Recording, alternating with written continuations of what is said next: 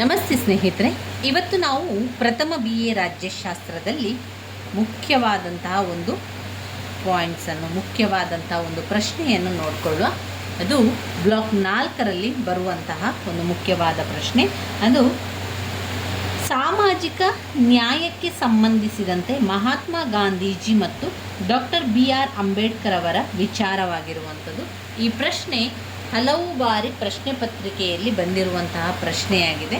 ಅದು ಘಟಕ 24ರಲ್ಲಿದೆ ನೋಡಿ. ಘಟಕ 24ರಲ್ಲಿ ಗಾಂಧೀಜಿಯವರದ್ದು, ಹಾಗೆ ಗಾಂಧೀಜಿ ಮತ್ತು ಅಂಬೇಡ್ಕರ್ ಅವರ ಸಾಮಾಜಿಕ ನ್ಯಾಯದ ಬಗ್ಗೆ ಗಾಂಧೀಜಿಯವರ ವಿಚಾರಗಳು. ಕೆಲವೊಂದು ಪ್ರಶ್ನೆ ಪತ್ರಿಕೆಯಲ್ಲಿ ಸಾಮಾಜಿಕ ನ್ಯಾಯದ ಬಗ್ಗೆ ಅಂಬೇಡ್ಕರ್ ಅವರ ವಿಚಾರಗಳನ್ನು ಕೇಳ್ತಾರೆ. ಅದರಿಂದ ಈ ಒಂದು ಪಾಠ ತುಂಬಾ ಮುಖ್ಯವಾಗಿರುವಂತಹ ಪಾಠ. ಪ್ರಥಮ BA ರಾಜ್ಯಶಾಸ್ತ್ರದಲ್ಲಿ ಸಾಮಾಜಿಕ ನ್ಯಾಯವನ್ನು ಕೊಡಿಸುವುದರಲ್ಲಿ ಗಾಂಧೀಜಿಯವರ ಪಾತ್ರ ಏನು, ಹಾಗೆ ಅಂಬೇಡ್ಕರ್ ಅವರ ಪಾತ್ರ ಏನು ಅಂತ ಅವರು ಕೇಳುವಂಥದ್ದು.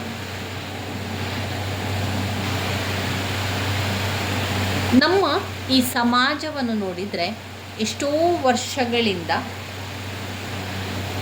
ಶೋಷಣೆಯನ್ನು ಮಾಡುವಂಥದ್ದಿರ್ಬೋದು, ಅಸಮಾನತೆಯನ್ನು ಮಾಡುವಂಥದ್ದು, ಇದು ಸಮಾಜದಲ್ಲಿ ಮೊದಲಿನಿಂದಲೂ ಕೂಡ ಬಂದಿರುವಂತಹ ಒಂದು ವಿಚಾರ. ಎಷ್ಟೇ ಅದಕ್ಕೆ ಪರಿಹಾರವನ್ನು ಕೊಟ್ಟರೂ ಕೂಡ ಕೆಲವೊಂದು ಕಡೆಗಳಲ್ಲಿ ಇನ್ನೂ ಕೂಡ ಶೋಷಣೆಗಳು ನಡೀತಾ ಇದೆ, ಅಸಮಾನತೆಗಳು ನಡೀತಾ ಇದೆ. ಬೇರೆ ಬೇರೆ ಪರಿಹಾರ ಕ್ರಮಗಳು, ಬೇರೆ ಬೇರೆ ಆ ಸಮಸ್ಯೆಗಳನ್ನು ಬಗೆಹರಿಸಿದ್ರೂ ಕೂಡ ಅನೇಕ ಕಡೆಗಳಲ್ಲಿ ಇಂದಿಗೂ ಕೂಡ ಅಸಮಾನತೆಯನ್ನು ಮಾಡುವಂಥದ್ದನ್ನು ಕಾಣ್ಬೋದು. ಎಷ್ಟೋ ಹೊರಗಡೆಗಿಂತ ಮನೆಗಳಲ್ಲಿ ಕೂಡ ಅಸಮಾನತೆ ಮಾಡುವಂಥದ್ದು, ಮನೆಗಳಲ್ಲಿ ಶೋಷಣೆಗಳನ್ನು ಮಾಡುವಂಥದ್ದು ಕೂಡ ಎಷ್ಟೋ ಕಡೆಗಳಲ್ಲಿ ಈಗಲೂ ಕೂಡ ಇದೆ. ಸಾಮಾಜಿಕ ಮತ್ತು ಆರ್ಥಿಕ ವ್ಯವಹಾರಗಳಲ್ಲಿ ಸಮಾನವಾದ ಅವಕಾಶವನ್ನು ಕಲ್ಪಿಸಿಕೊಡುವುದೇ ಸಾಮಾಜಿಕ ನ್ಯಾಯ ಎನ್ನುವಂಥದ್ದು. ಹಾಗಾದರೆ ಸಾಮಾಜಿಕ ನ್ಯಾಯ ಅಂದರೆ ಏನು? ಸಾಮಾಜಿಕ ನ್ಯಾಯ ಅಂತ ಹೇಳಿದರೆ ಸಮಾನತೆಯನ್ನು ಒದಗಿಸುವಂಥದ್ದು, ಸಮಾಜದ ಎಲ್ಲ ಜನರಿಗೂ ಕೂಡ ಸಮಾನವಾದ ಅವಕಾಶವನ್ನು ಕಲ್ಪಿಸಿಕೊಡುವಂಥದ್ದು ಇದೆಯಲ್ಲ, ಇದು ಸಾಮಾಜಿಕ ನ್ಯಾಯದ ಪರಿಕಲ್ಪನೆಯಾಗಿರುವಂಥದ್ದು. ಸಾಮಾಜಿಕ ನ್ಯಾಯದ ತತ್ವವು ಪ್ರಜಾಪ್ರಭುತ್ವದ ಮಹತ್ವವನ್ನು ಹೆಚ್ಚಿಸ್ತದೆ. ಈ ಒಂದು ಸಮಾನತೆ ಎನ್ನುವಂಥದ್ದು, ಸಾಮಾಜಿಕ ನ್ಯಾಯ ಎನ್ನುವಂಥದ್ದು, ಇದೆಲ್ಲ ಕೂಡ ಪ್ರಜಾಪ್ರಭುತ್ವದ ಮಹತ್ವವನ್ನು ಹೆಚ್ಚಿಸುತ್ತದೆ.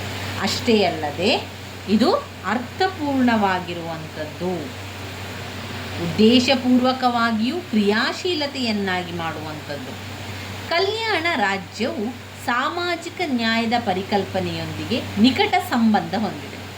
ಆದ್ದರಿಂದ ಕಲ್ಯಾಣ ರಾಜ್ಯವು ಸಾಮಾಜಿಕ ನ್ಯಾಯದ ತತ್ವವನ್ನು ಎತ್ತಿ ಹಿಡಿಯಬೇಕಾಗಿದೆ.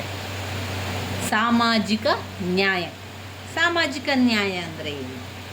ಸಾಮಾಜಿಕ ನ್ಯಾಯ ಅಂತ ಹೇಳಿದರೆ ಎಲ್ಲರಿಗೂ ಕೂಡ ಸಮಾನವಾದ ಅವಕಾಶಗಳನ್ನು ಕೊಡುವಂಥದ್ದು, ಎಲ್ಲರಿಗೂ ಕೂಡ ಸಮಾನವಾಗಿ ಕೆಲಸಗಳನ್ನು ಕೊಡುವಂಥದ್ದು, ಎಲ್ಲರಿಗೂ ಸಮಾನವಾಗಿ ಆರ್ಥಿಕ, ರಾಜಕೀಯ, ಸಾಮಾಜಿಕ, ಸಾಂಸ್ಕೃತಿಕ ಪ್ರತಿಯೊಂದು ವಿಚಾರದಲ್ಲಿಯೂ ಕೂಡ ಸಮಾನವಾಗಿ ಹಂಚಿಕೆ ಮಾಡುವಂಥದ್ದು. ಯಾವುದೇ ಒಂದು ವಿಚಾರ ಆಗಿರ್ಬೋದು, ಅದನ್ನು ಸಮಾನವಾಗಿ ನೋಡುವಂಥದ್ದು, ಸಮಾನವಾಗಿ ಮಾಡುವಂಥದ್ದು ಇದೆಯಲ್ಲ, ಅದನ್ನು ನಾವು ಸಾಮಾಜಿಕ ನ್ಯಾಯ ಅಂತ ಕರೆಯುವಂಥದ್ದು. ಈ ಒಂದು ನಮ್ಮ ದೇಶದಲ್ಲಿ ಕಾನೂನು ಎನ್ನುವಂಥದ್ದು ಎಲ್ಲರಿಗೂ ಕೂಡ ಸಮಾನ. ಕಾನೂನು ಎಲ್ಲರಿಗೂ ಕೂಡ ಒಂದೇ ರೀತಿಯ ಕಾನೂನು. ಅವನು ಬಡವನಾಗಿರ್ಬೋದು, ಶ್ರೀಮಂತನಾಗಿರ್ಬೋದು, ಆದರೆ ಇಬ್ಬರಿಗೂ ಕೂಡ ಒಂದೇ ರೀತಿಯ ಕಾನೂನು ಇರುವಂಥದ್ದು. ಅದು ಸಮಾಜದಲ್ಲಿ ನಾವು ನೋಡಿದರೆ ಸಾಮಾಜಿಕವಾಗಿ ಅಸಮಾನತೆ ಮಾಡ್ತಾ ಇದ್ದಾರೆ, ಆರ್ಥಿಕವಾಗಿ ಅಸಮಾನತೆ ಆಗ್ತಾ ಇದೆ, ಕೆಲವೊಂದು ಕಡೆಗಳಲ್ಲಿ ಕಾನೂನುಗಳಲ್ಲಿ ಅಸಮಾನತೆ ಉಂಟಾಗ್ತದೆ. ಸ್ವಾತಂತ್ರ್ಯವನ್ನು ಕೊಟ್ಟು ಸಮಾನ ಸಮಾಜವನ್ನು ಸ್ಥಾಪಿಸಲಿಕ್ಕೆ ಸಹಾಯವನ್ನು ಮಾಡುವಂಥದ್ದು. ಈ ಗುರಿಯನ್ನು ಸಾಧಿಸುವ ಹಂತದಲ್ಲಿ ಅಸಮಾನತೆಗಳನ್ನು ತೊಡೆದು ಹಾಕುವ ಕಡೆಗೆ ಹೆಚ್ಚಿನ ಒಲವನ್ನು ನೀಡಬೇಕು ಅಂತ ಹೇಳುವಂಥದ್ದು.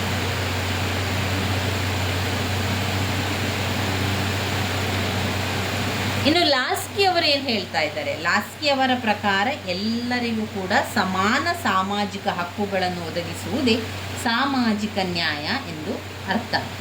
ಸಾಮಾಜಿಕ ನ್ಯಾಯವನ್ನು ದೊರಕಿಸಿಕೊಡುವುದು ರಾಜ್ಯದ ಜವಾಬ್ದಾರಿಯಾಗಿದೆ. ಅದರಿಂದ ಸಾಮಾಜಿಕ ನ್ಯಾಯ ಅಂತ ಹೇಳಿದರೆ ಜಾತಿ, ಧರ್ಮ, ಲಿಂಗ, ವರ್ಣ ಮತ್ತು ಹುಟ್ಟು ಇವುಗಳನ್ನು ಪರಿಗಣಿಸದೆ ಎಲ್ಲರಿಗೂ ಕೂಡ ಸಮಾನತೆಯನ್ನು ಒದಗಿಸಿಕೊಡುವಂಥದ್ದು.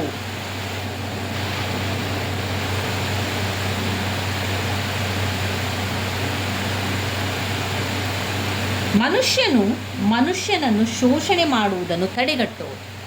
ಈಗ ಒಂದು ಕಡೆ ಅಸಮಾನತೆಯನ್ನು ತೋರಿಸ್ತಾ ಇದ್ದಾರೆ, ಶೋಷಣೆಯನ್ನು ಮಾಡ್ತಾ ಇದ್ದಾರೆ, ಅದನ್ನು ತಡೆಗಟ್ಟುವ ವಿಧಾನ ಇದೆಯಲ್ಲ, ಅದನ್ನು ನಾವು ನ್ಯಾಯ ಒದಗಿಸಿಕೊಡುವಂಥದ್ದು ಅಂತ ಹೇಳುವಂಥದ್ದು. ಈ ಒಂದು ಸಾಮಾಜಿಕ ವ್ಯವಸ್ಥೆಯನ್ನು ಬದಲಾವಣೆಗೆ ತರುವಂಥದ್ದು, ಎಲ್ಲರಿಗೂ ಕೂಡ ಸರಿಯಾದ ಉತ್ತಮ ಜೀವನದ ನಿರ್ವಹಣೆಗೆ ಕನಿಷ್ಠ ಸೌಲಭ್ಯಗಳನ್ನು ಒದಗಿಸಿ ಕೊಡುವಂಥದ್ದು.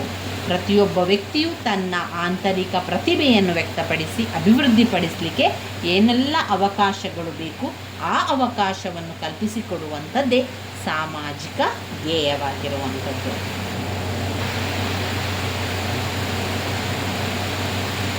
ಸಾಮಾಜಿಕ ಸಮಾನತೆಯು ಸಾಮಾಜಿಕ ನ್ಯಾಯದ ಮೂಲ ತತ್ವವಾಗಿದೆ. ಸಾಮಾಜಿಕ ಕಲ್ಯಾಣವನ್ನು ಅಭಿವೃದ್ಧಿಪಡಿಸುವುದು ಇದರ ಸತ್ವವಾಗಿದೆ. ಸಮಾಜದಲ್ಲಿ ಎಲ್ಲರೂ ಸಮಾನರೆಂದು ಭಾವಿಸಬೇಕು. ಜಾತಿ, ಮತ, ಪಂಥ, ವರ್ಣ, ಲಿಂಗಭೇದ ಆಧಾರದ ಮೇಲೆ ವ್ಯಕ್ತಿಗಳಲ್ಲಿ ಯಾವುದೇ ತಾರತಮ್ಯ ಕಲ್ಪಿಸದಿರುವುದೇ ಸಾಮಾಜಿಕ ನ್ಯಾಯ.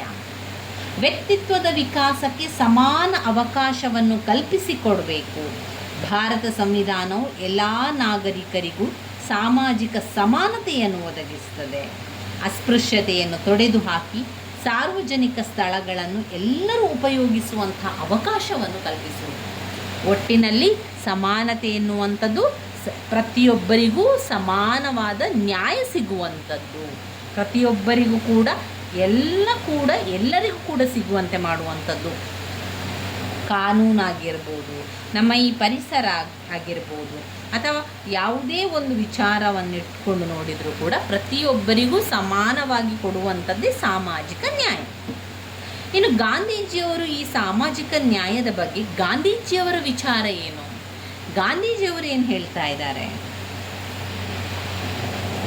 ಗಾಂಧೀಜಿಯವರು ತುಂಬನೇ ಪ್ರತಿಭೆಯನ್ನು ಹೊಂದಿರುವಂತಹ ವ್ಯಕ್ತಿ, ಬಹುಮುಖ ಪ್ರತಿಭೆ ಅಂತ ಹೇಳ್ತಾರೆ. ಅವರ ಒಂದು ಆಲೋಚನೆಗಳಿರ್ಬೋದು, ಅವರ ಒಂದು ಆಲೋಚನೆಗಳನ್ನು ಒಂದೇ ಒಂದು ಚೌಕಟ್ಟಿನಲ್ಲಿ ಇಟ್ಟು ನೋಡಲಿಕ್ಕೆ, ತಿಳಿಸಲಿಕ್ಕೆ ಸುಲಭವಾದ ಕೆಲಸ ಅಲ್ಲ. ಹಾಗೆಯೇ ಸಾಮಾಜಿಕ ನ್ಯಾಯದ ಪರಿಕಲ್ಪನೆ ಸಹ ಅದು ಒಂದು ವಿಸ್ತಾರವಾದ ಚಿಂತನೆ ಅಂತಲೇ ಹೇಳ್ಬೋದು. ಸಾಮಾಜಿಕ ನ್ಯಾಯ ಎನ್ನುವಂಥದ್ದು ಅದೊಂದು ವಿಚಾರಧಾರೆ. ಅದು ಗಾಂಧೀಜಿಯವರು ಹೇಳುವ ಪ್ರಕಾರ ನೈತಿಕ ಮತ್ತು ಆಧ್ಯಾತ್ಮಿಕ ಅಂಶಗಳ ಬಗ್ಗೆ ಒತ್ತಾಸೆ ನೀಡಿದ್ದರು. ಯಾವುದರ ಬಗ್ಗೆ? ನೈತಿಕ ಮತ್ತು ಆಧ್ಯಾತ್ಮಿಕ ವಿಚಾರಗಳ ಬಗ್ಗೆ ಒತ್ತಾಸೆಯನ್ನು ಕೊಟ್ಟಿದ್ದರು. ಅವರ ದೃಷ್ಟಿಕೋನವು ಸಾಮಾಜಿಕ ನ್ಯಾಯದ ವಿಚಾರದಲ್ಲಿ ಡಾಕ್ಟರ್ ಅಂಬೇಡ್ಕರ್ ಅವರ ದೃಷ್ಟಿಕೋನಕ್ಕೆ ತೀರ ಹತ್ತಿರವಾಗಿದೆ. ಈಗ ನಾವು ಅಂಬೇಡ್ಕರ್ ಅವರದ್ದು ಓದ್ತಾ ಇದ್ದೇವೆ, ಗಾಂಧೀಜಿಯವರದ್ದು ಓದ್ತಾ ಇದ್ದೇವೆ ಅಂತ ಹೇಳಿದರೆ, ಗಾಂಧೀಜಿಯವರ ಒಂದು ಸಾಮಾಜಿಕ ನ್ಯಾಯ ಆಗಿರ್ಬೋದು, ಗಾಂಧೀಜಿಯವರು ಕೊಡುವಂತಹ ಒಂದು ನ್ಯಾಯ ಇರ್ಬೋದು, ಅಂಬೇಡ್ಕರ್ ಅವರು ಕೊಡುವಂತಹ ನ್ಯಾಯ ಎರಡೂ ಕೂಡ ಸಾಧಾರಣವಾಗಿ ಒಂದೇ ರೀತಿಯವಾದ ನ್ಯಾಯ ಆಗಿದೆ. ಅದು ತೀರಾ ಹತ್ತಿರವಾಗಿರುವಂಥ ನ್ಯಾಯವಾಗಿದೆ. ಸಮಾನತಾ ಸಮಾಜದ ಸ್ಥಾಪನೆ ಮಾಡುವಂಥದ್ದು. ಅವರ ಮುಖ್ಯವಾದ ಪಾಯಿಂಟ್ಸ್ಗಳನ್ನು ನಾವು ನೋಡಿದ್ರೆ, ಒಂದು, ನೈತಿಕ ಆಧ್ಯಾತ್ಮಿಕ ಅಂಶಗಳ ಬಗ್ಗೆ ಒತ್ತಾಸೆ. ನೈತಿಕ ಮತ್ತು ಆಧ್ಯಾತ್ಮಿಕ ಅಂಶಗಳ ಬಗ್ಗೆ ಒತ್ತಾಸೆ. ಎರಡು, ಸಮಾನತಾ ಸಮಾಜದ ಸ್ಥಾಪನೆ. ಸಮಾನವಾಗಿರುವಂತಹ ಸಮಾಜದ ಸ್ಥಾಪನೆ. ಮೂರು, ಶೋಷಣೆ ರಹಿತ ಸಮಾಜದ ಸ್ಥಾಪನೆ. ಶೋಷಣೆ ಇಲ್ಲದಿರುವಂಥ ಸಮಾಜ ಮಾಡಬೇಕು. ಇದೆಲ್ಲ ಪಾಯಿಂಟ್ಸ್ಗಳು. ನಾವು ಸಾಮಾಜಿಕ ನ್ಯಾಯದ ಬಗ್ಗೆ ಗಾಂಧೀಜಿಯವರ ವಿಚಾರಗಳು ಅಂತ ಬಂದಾಗ ಆ ಪಾಯಿಂಟ್ಸ್ಗಳನ್ನು ತಗೊಳ್ಬೇಕು. 1ನೇ ಪಾಯಿಂಟ್, ನೈತಿಕ ಮತ್ತು ಆಧ್ಯಾತ್ಮಿಕ ಅಂಶಗಳ ಬಗ್ಗೆ ಒತ್ತಾಸೆ. ನೈತಿಕ ಮತ್ತು ಆಧ್ಯಾತ್ಮಿಕ ವಿಚಾರಗಳ ಬಗ್ಗೆ ಒತ್ತಾಸೆ. 2, ಸಮಾನತಾ ಸಮಾಜದ ಸ್ಥಾಪನೆ. ಸಮಾನವಾಗಿರುವಂತಹ ಒಂದು ಸಮಾಜ, ಪ್ರತಿಯೊಂದು ವಿಚಾರ ಕೂಡ ಸಮಾನವಾಗಿ ಪಡೆದುಕೊಳ್ಳುವಂಥದ್ದು, ಸಮಾನವಾಗಿ ಹಂಚಿಕೊಳ್ಳುವಂತಹ ವಿಚಾರ ಇದೆಯಲ್ಲ, ಅದು ಸಾಮಾಜಿಕ ಸಮಾನತೆ. ಈ ಸಮಾನತೆ ಸಮಾಜದ ಸ್ಥಾಪನೆ, ಸಮಾನತಾ ಸಮಾಜದ ಸ್ಥಾಪನೆ. 3, ಶೋಷಣೆ ರಹಿತ ಸಮಾಜದ ಸ್ಥಾಪನೆ.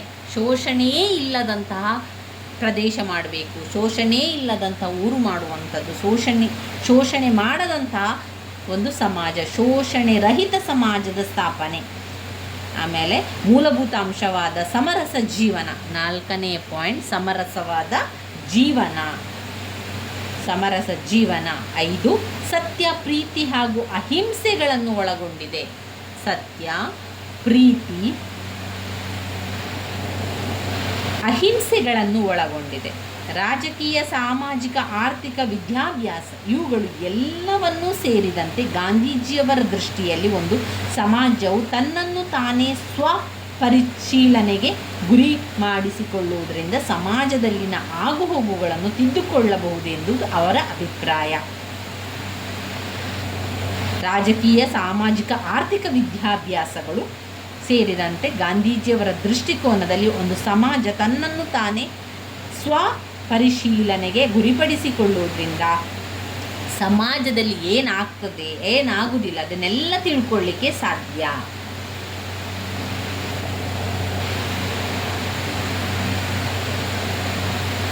ಪೂರ್ಣ ಸ್ವರಾಜ್ಯ ಒಬ್ಬ ಬಡತನ ಸ್ವಾತಂತ್ರ್ಯವನ್ನು ಪ್ರತಿನಿಧಿಸುವ ರಾಜ್ಯ ವ್ಯವಸ್ಥೆಯಾಗಿದೆ. ವ್ಯಕ್ತಿಯ ಎಲ್ಲ ಸಾಮಾಜಿಕ ಆರ್ಥಿಕ ಚಟುವಟಿಕೆಯ ಕೇಂದ್ರ ಬಿಂದು ಅಂತ ಗುರುತಿಸಿದ್ದ ಇವರು ಜಾತ್ಯತೀತ ಸಮಾಜದ ಅಸ್ಪೃಶ್ಯತೆಯನ್ನು ತೊಡೆದ ವ್ಯವಸ್ಥೆ ಹಾಗೂ ಎಲ್ಲರಿಗೂ ಸಮಾನವಾದ ಹಕ್ಕಿಗಾಗಿ ಪ್ರಯತ್ನಿಸುವಂಥದ್ದು, ಹೋರಾಡುವಂಥದ್ದು.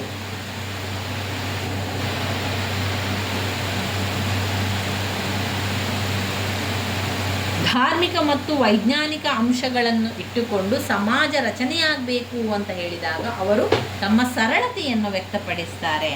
ತನ್ನದೇ ಆದ ಯಾವುದೇ ತತ್ವ ಮತ್ತು ಸಿದ್ಧಾಂತಗಳಲ್ಲಿ ನಿರಂತರ ಸತ್ಯವನ್ನು ನಿತ್ಯ ಜೀವನದಲ್ಲಿ ಅಳವಡಿಸಿಕೊಳ್ಳುವುದೇ ನಮ್ಮ ಒಂದು ಪ್ರಯತ್ನ.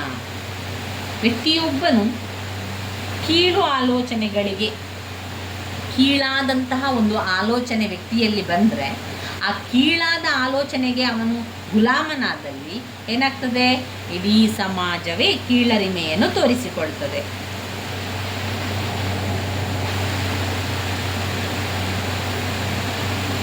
ಒಬ್ಬ ವ್ಯಕ್ತಿ, ಈಗ ನಾವು ಅಂತ ತಿಳ್ಕೊಳ್ಳುವ, ಈಗ ನಾವು ಯಾವುದೇ ಒಂದು ವಿಚಾರವನ್ನು ಧನಾತ್ಮಕವಾಗಿ ಆಲೋಚನೆ ಮಾಡ್ತಾ ಇದ್ದರೆ ನಮ್ಮ ಸುತ್ತಮುತ್ತಲೂ ಧನಾತ್ಮಕ ವಿಚಾರಗಳು ನಡೀತದೆ ಅಂತ ನಿಮಗೆ ನಾನು ಮೊದಲೇ ತಿಳಿಸಿದ್ದೆ.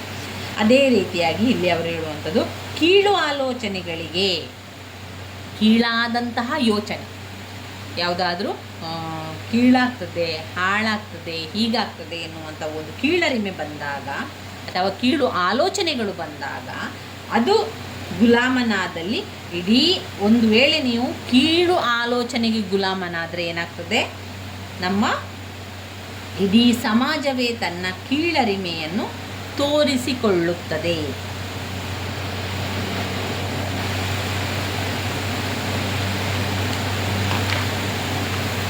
ಅವರು ಅಸ್ಪೃಶ್ಯತೆಯ ವಿರೋಧವನ್ನು ಮಾಡಿದರು, ಬಾಲ್ಯ ವಿವಾಹದ ವಿರೋಧ ಮಾಡಿದರು, ಪರದಾ ಪದ್ಧತಿಯ ವಿರೋಧವನ್ನು ಮಾಡಿದರು. ಇವರು ಒಂದು ರೀತಿಯ ಅವೈಚಾರಿಕವಾದ, ವೈಚಾರಿಕ ಅಲ್ಲದ ಅವೈಚಾರಿಕ ವೇದ ಕಾಲದ ವಿಚಾರಗಳಲ್ಲಿ ಯಾವ ಆಸಕ್ತಿಯನ್ನು ಇವರು ತೋರಲಿಲ್ಲ. ಹಿಂದೂ ಧರ್ಮದ ಮೇಲೆ ಇದೊಂದು ಕಳಂಕವೆಂದು ಭಾವಿಸಿದ್ದ ಇವರು ಪ್ರತಿ ವ್ಯಕ್ತಿಯಲ್ಲಿ ದೈವತ್ವವಿದೆ, ಈ ದೈವತ್ವದ ನಿರ್ದೇಶನದಂತೆ ವ್ಯಕ್ತಿ ನಡೆದುಕೊಳ್ಳಬೇಕೆಂದು ತಿಳಿಸಿದ್ದರು. ಸಾಮಾಜಿಕ ನ್ಯಾಯ ಸಂದರ್ಭಾನುಸಾರವಾಗಿ ವಿಶ್ಲೇಷಣೆಗೊಳ್ಳತಕ್ಕಂತಹದ್ದು ಮತ್ತು ಜಡ ಅಥವಾ ನಿರ್ಜೀವ ಕಾಯ್ದೆಗಳು ಅವುಗಳಿಗೆ ಉತ್ತರವಲ್ಲ ಎಂದು ಅವರು ಪ್ರತಿಪಾದಿಸಿದ್ದಾರೆ. ಒಳಿತು ಮತ್ತು ಕೆಟ್ಟಿದ್ದು ಸಂದರ್ಭಕ್ಕನುಸಾರವಾಗಿ ಕಂಡುಕೊಳ್ಳಬೇಕಾದ ಅಂಶಗಳಾಗಿದ್ದು ಒಳ್ಳೆಯದು ಹಾಗೂ ಕೆಟ್ಟದು ಎಂಬ ಅಂಶಗಳು ಒಂದೇ ಹಂತದಲ್ಲಿ ಅಸ್ತಿತ್ವದಲ್ಲಿರುವ ಬಗ್ಗೆ ಇವರು ಯಾವ ವಿಚಾರಣೆಯನ್ನು ಕೂಡ ನೀಡಲು ಬಯಸಲಿಲ್ಲ. ಗಾಂಧೀಜಿಯವರು ಎಲ್ಲರಲ್ಲೂ ಕೂಡ ದೈವತ್ವವಿದೆ, ಇದಕ್ಕೆ ಜಾತಿ, ಜನಾಂಗ, ಬಣ್ಣ, ಲಿಂಗ ವ್ಯತ್ಯಾಸವಿಲ್ಲ ಎಂಬುದನ್ನು ತಿಳಿಸಿ ಅಸ್ಪೃಶ್ಯತೆ, ಅಸಮಾನತೆಯನ್ನು ತೊಡೆದು ಹಾಕುವುದರ ಮೂಲಕ ಸಾಮಾಜಿಕ ಸಂಸ್ಥೆ ಪದ್ಧತಿಗಳು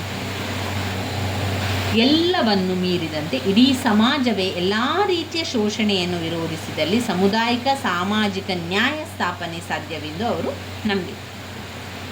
ಇಷ್ಟು ಗಾಂಧೀಜಿಯವರ ಸಾಮಾಜಿಕ ನ್ಯಾಯ. ಒಂದು, ನೈತಿಕ ಮತ್ತು ಸಾಮಾಜಿಕ ನ್ಯಾಯದ ಬಗ್ಗೆ ಗಾಂಧೀಜಿಯವರ ವಿಚಾರಗಳು. ನೈತಿಕ ಮತ್ತು ಆಧ್ಯಾತ್ಮಿಕ ಅಂಶಗಳ ಬಗ್ಗೆ ಒತ್ತಾಸೆ. ನೈತಿಕ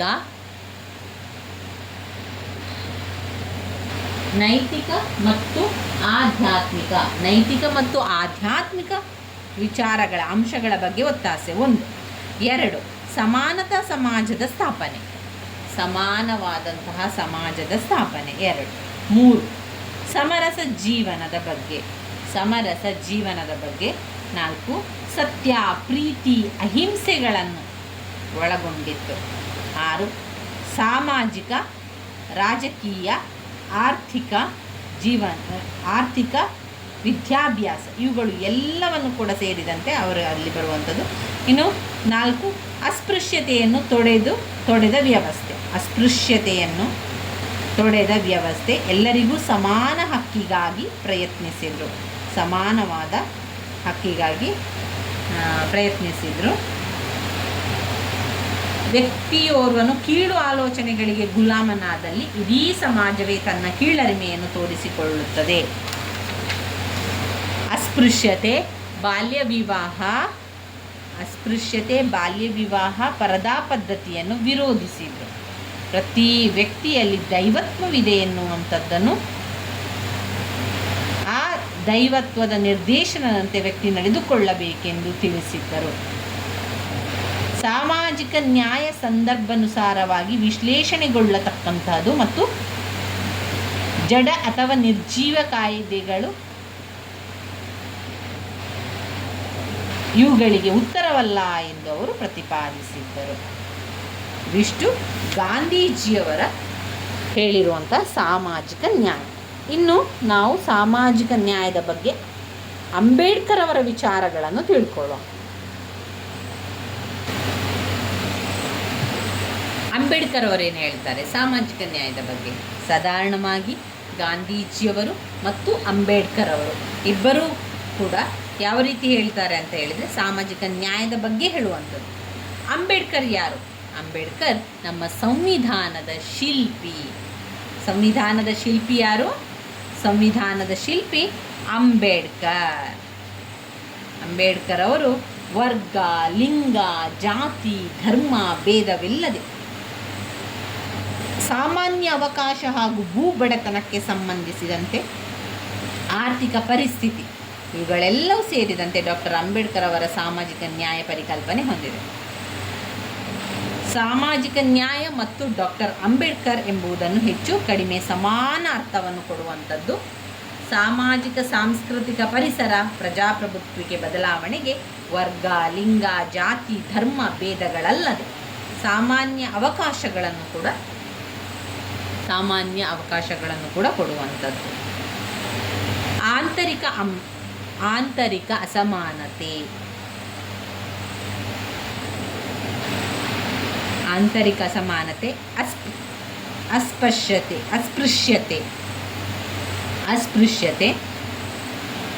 ಅಸ್ಪೃಶ್ಯತೆಯ ಕಾರಣವಾಗಿ ವಂಚಿಕೊಂಡ ಜನಸಮುದಾಯ ಹಿತಾಸಕ್ತಿಗೆ ಸೇರಿದಂತೆ ಹಿಂದೂ ಸಮಾಜವನ್ನು ಡಾಕ್ಟರ್ ಅಂಬೇಡ್ಕರ್ ಅವರು ವಿರೋಧಿಸಿದ್ದರು. ಇವರು ವರ್ಣ ವ್ಯವಸ್ಥೆಯನ್ನು ವಿರೋಧಿಸಿದರು. ಒಂದು ವರ್ಣ, ಲಿಂಗ, ಜಾತಿ, ಧರ್ಮ ಭೇದಗಳಿಲ್ಲದೆ ಸಮಾನವಾದ ಅವಕಾಶವನ್ನು ನೀಡಿರುವಂಥದ್ದು. ಅದಾದ ಮೇಲೆ ಆಂತರಿಕ ಅಸಮಾನತೆ ಇರ್ಬೋದು,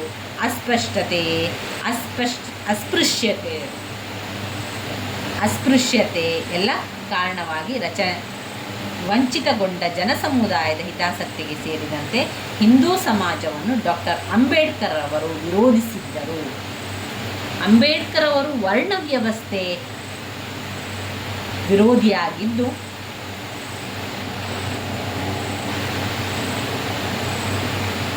ಸಮಾಜದಲ್ಲಿ ಸಮಾನತೆಯನ್ನು ತರುವ ಪ್ರಯತ್ನವನ್ನು ಮಾಡಿದರು. ಧರ್ಮ ಮತ್ತು ಧರ್ಮಾಧಿಕಾರಿಗಳನ್ನು ವಿರೋಧಿಸಿದ್ದ ಇವರು ಜಾತಿಯು ಅಸಮಾನತೆಗೆ ಕಾರಣ, ಕೇವಲ ರಾಜಕೀಯ ಸಮಾನತೆ ಕೆಳ ಜಾತಿಗಳ ಸಮಸ್ಯೆಯನ್ನು ಬಗೆಹರಿಸಲು ಸಾಧ್ಯವಿಲ್ಲ, ಆದ್ದರಿಂದ ಅವರು ರಾಜಕೀಯ ಅಧಿಕಾರವನ್ನು ಪಡೆಯಬೇಕೆಂದು ಪ್ರತಿಪಾದಿಸಿದ್ದರು.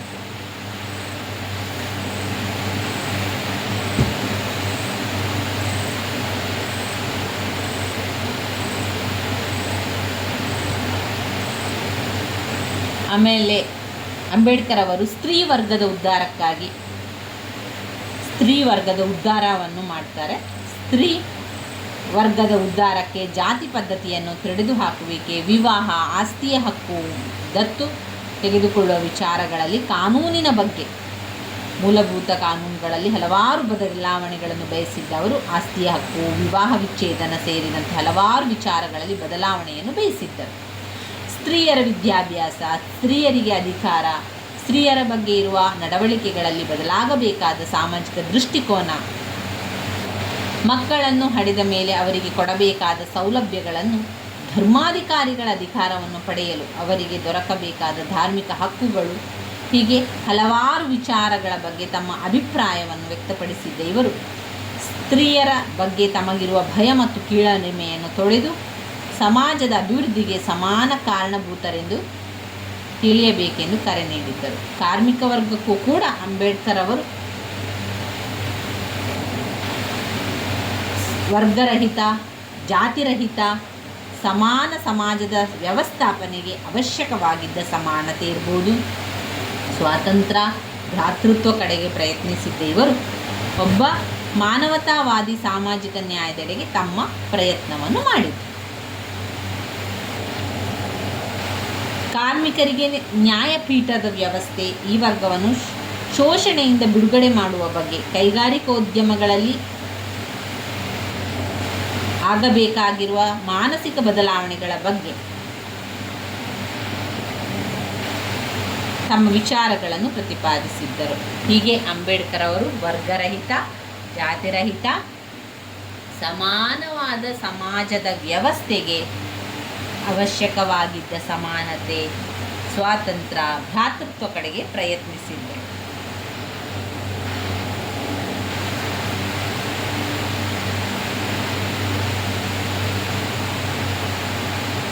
ಸಾಮಾಜಿಕ ಚಿಂತಕರಾಗಿ, ಸಾಮಾಜಿಕ ಸುಧಾರಕರಾಗಿ, ಶೋಷಿತ ವರ್ಗದ ನಾಯಕರಾಗಿ, ಶ್ರಮಿಸಿದ ವರ್ಗ ಹೊನಲು ಬೆಳಕಾಗಿ ತನ್ನ ರಾಜಕೀಯ ಪಕ್ಷ ಪತ್ರಿಕೆಗಳ ಮೂಲಕ ಸಂವಿಧಾನಾತ್ಮಕವಾಗಿ ರಾಜಕೀಯ ಹಕ್ಕನ್ನು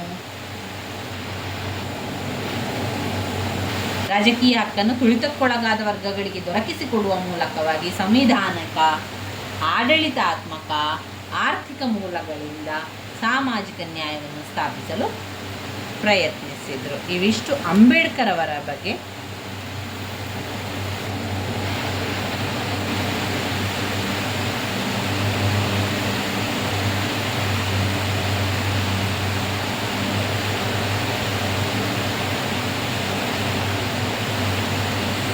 ತುಳಿತಕ್ಕೆ ಒಳಗಾದಂತಹ ದುರ್ಬಲರ ಏಳಿಗೆಗಾಗಿ ಸಾಮಾಜಿಕ ನ್ಯಾಯದ ಅಗತ್ಯತೆಯನ್ನು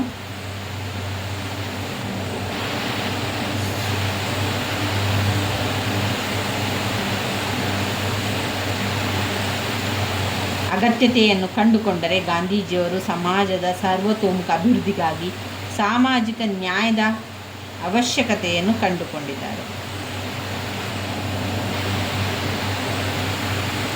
ಸಂವಿಧಾನ ಮತ್ತು ಕಾನೂನಿನ ಮೂಲಕವಾಗಿ ಶೋಷಿತ ವರ್ಗದ ಏಳಿಗೆಗೆ ಪ್ರಯತ್ನಿಸುತ್ತಿರುವ ಮೂಲಭೂತ ತತ್ವವಾಗಿ ಇದು ಪ್ರಸ್ತುತವಾಗಿ ಅಸ್ತಿತ್ವದಲ್ಲಿ ಇದೆ.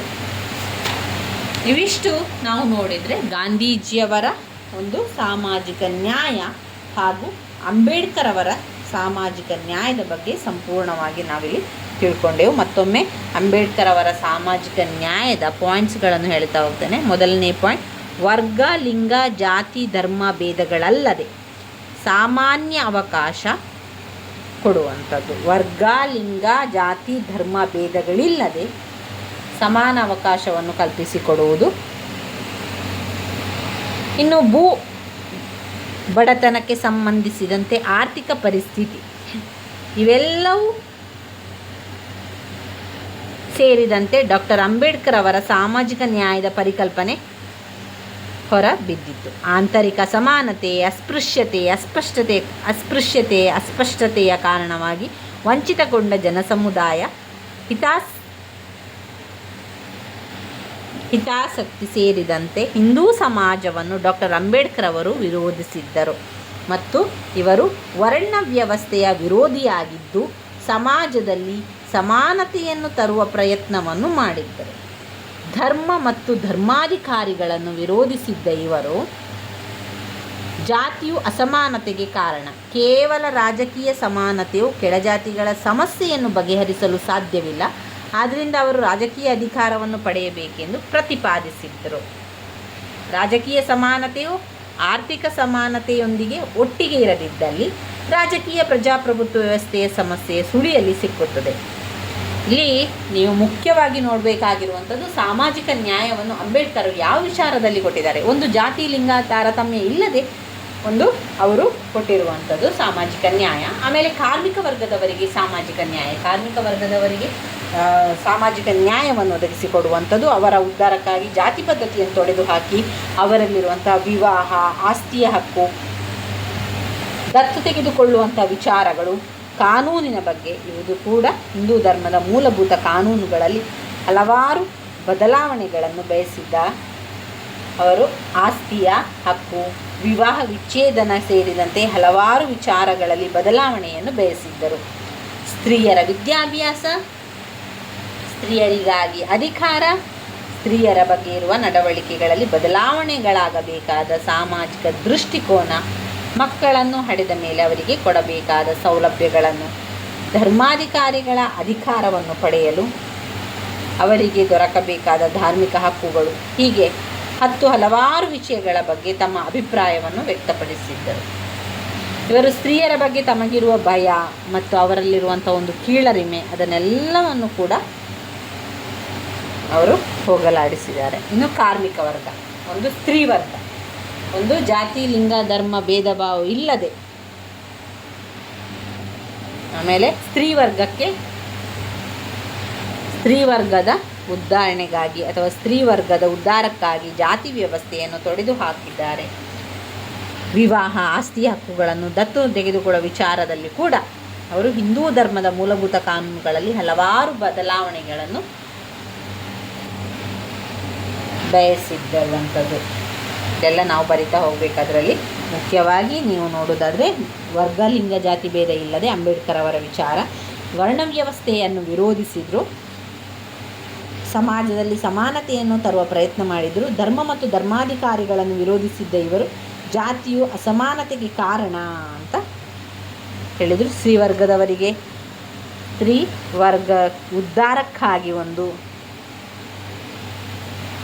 ವರ್ಗದ ಉದ್ಧಾರಕ್ಕಾಗಿ ಮಾಡಿರುವಂಥದ್ದು. ಹಾಗೆ ಕಾರ್ಮಿಕ ವರ್ಗದ ಸಾಮಾಜಿಕ ಭದ್ರತೆ, ಶ್ರಮಕ್ಕೆ ತಕ್ಕ ಪ್ರತಿಫಲ, ಇವುಗಳು ಕಾರ್ಮಿಕ ವರ್ಗ. ಇವಿಷ್ಟನ್ನು ನಾವು ನೋಡಿದರೆ ಅಂಬೇಡ್ಕರ್ ಅವರ ಸಾಮಾಜಿಕ ನ್ಯಾಯದ ಬಗ್ಗೆ ತಿಳಿತದೆ. ಅದರ ಜೊತೆಗೆ ನಾವು ಸಾಮಾಜಿಕ ನ್ಯಾಯದ ಅರ್ಥವನ್ನು ತಿಳ್ಕೊಂಡಿದ್ದೇವೆ. ಸಾಮಾಜಿಕ ನ್ಯಾಯದ ಬಗ್ಗೆ ಗಾಂಧೀಜಿಯವರ ವಿಚಾರಗಳನ್ನು ತಿಳ್ಕೊಂಡಿದ್ದೇವೆ. ಗಾಂಧೀಜಿ ವಿಚಾರದಲ್ಲಿ ನೈತಿಕ ಮತ್ತು ಆಧ್ಯಾತ್ಮಿಕ ಅಂಶಗಳ ಬಗ್ಗೆ ಒತ್ತಾಸೆ, ಸಮಾನತಾ ಸಮಾಜದ ಸ್ಥಾಪನೆ, ಶೋಷಣೆರಹಿತ ಸಮಾಜದ ಸ್ಥಾಪನೆ, ಸಮರಸ ಜೀವನದ ಬಗ್ಗೆ, ಸತ್ಯ, ಪ್ರೀತಿ, ಅಹಿಂಸೆ,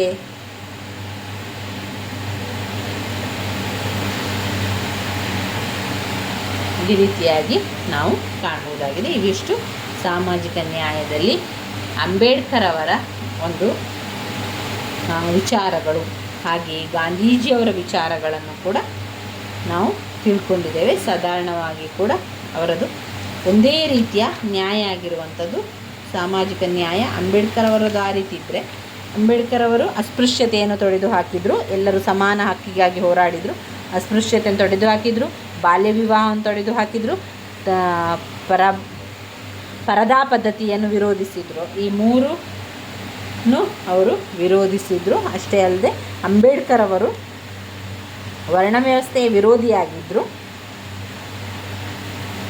ಸಮಾಜದಲ್ಲಿ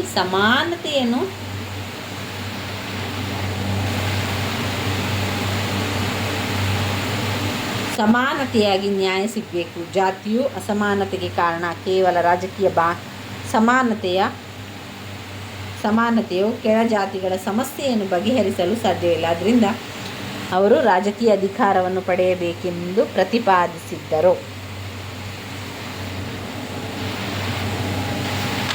ಇವಿಷ್ಟು ಅಂಬೇಡ್ಕರ್ ಮತ್ತು ಗಾಂಧೀಜಿಯವರ ಸಾಮಾಜಿಕ ನ್ಯಾಯ ಆಯಿತು. ಇನ್ನು ನಾವು ಓದಬೇಕಾಗಿರುವಂತಹ